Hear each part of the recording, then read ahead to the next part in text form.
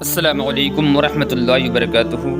دوستو، کیا آپ جانتے ہیں کہ مسلمان فلسطین سے محبت کیوں کرتے ہیں؟ تو دوستو، اس ویڈیو میں ہم یہی جاننے والے ہیں۔ تو دوستو، مسلمان فلسطین سے محبت اس لیے کرتے ہیں کہ یہ فلسطین نبیوں کا مسکن اور سرزمین رہی ہے۔ حضرت ابراہیم علیہ السلام نے فلسطین کی طرف ہجرت فرمائی۔ اللہ تبارک و تعالیٰ نے حضرت لوط علیہ السلام کو اس عذاب سے نجات دی جو ان کی قوم پر اس جگہ نازل ہوا تھا۔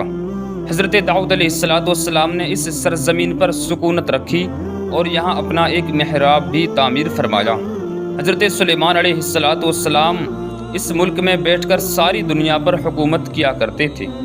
قرآن میں چیٹی کا وہ مشہور قصہ جس میں ایک چیٹی نے باقی ساتھیوں سے کہا تھا، اے چیٹیوں، اپنے بلوں میں گھس جاؤ، یہ قصہ یہیں فلسطین کے اسکلان شہر کی وادی میں پیش آیا تھا۔ حضرت زکریہ علیہ السلام کا محراب بھی اسی شہر میں ہے۔ حضرت موسیٰ علیہ السلام نے اس ملک کے بارے میں اپنے ساتھیوں سے کہا تھا، اس مقدس شہر میں داخل ہو جاؤ، تو انہوں نے اس شہر کو مقدس اس لیے کہا تھا کہ یہ شرک سے بالکل پاک ہے اور نبیوں کی سرزمین ہے۔ اس شہر میں کئی معجزے ہوئے ہیں، جن میں ایک کنواری بیوی حضرت مریم رضی اللہ تعالی عنہا کے وطن سے عیسیٰ علیہ السلام کی پیدائش ہوئی۔ حضرت عیسیٰ علیہ السلام کو جب ان کی قوم نے قتل کرنا چاہا تو اللہ تبارک و تعالی نے انہیں اسی شہر سے آسمان پر زندہ اٹھا لیا تھا۔ قیامت کی علامت میں سے ایک حضرت عیسیٰ علیہ السلام کی واپسی اسی شہر کے مقام سفید مینار کے پاس ہوگی۔ اس شہر کے مقام بابا لوط پر عیسیٰ علیہ السلام دجال کو قتل کریں گے۔ فلسطین ہی ارض محشر ہے، اسی شہر سے ہی یاجوج ماجوج کا قتال اور فساد شروع ہوگا۔ فلسطین کو نماز کے فرض ہونے کے بعد قبلہ اول ہونے کا اعزاز بھی حاصل ہے۔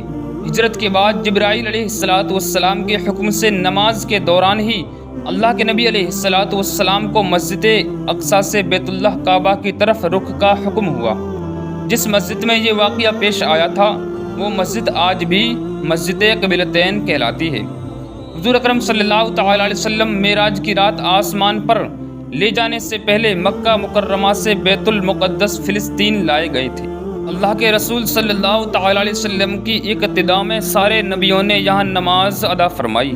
اسلام کا سنہری دور فاروقی میں دنیا بھر کے فتح کو چھوڑ کر محض فلسطین کی فتح کے لیے خود عمر رضی اللہ تعالی عنہ جانا اور یہاں پر جا کر نماز ادا کرنا اور اسی شہر کی عظمت کو بتاتا ہے۔ دوسری بات یعنی 27 رجب 583 ہجری جمعے کے دن کو صلاح الدین ایوبی کے ہاتھوں اس شہر کو دوبارہ فتح کیا گیا۔ بیت المقدس کا نام قرآن نازل ہونے سے پہلے قدس ہوا کرتا تھا، تو اس کے بعد جب قرآن نازل ہوا تو اس کا نام مسجد اقصیٰ رکھا گیا۔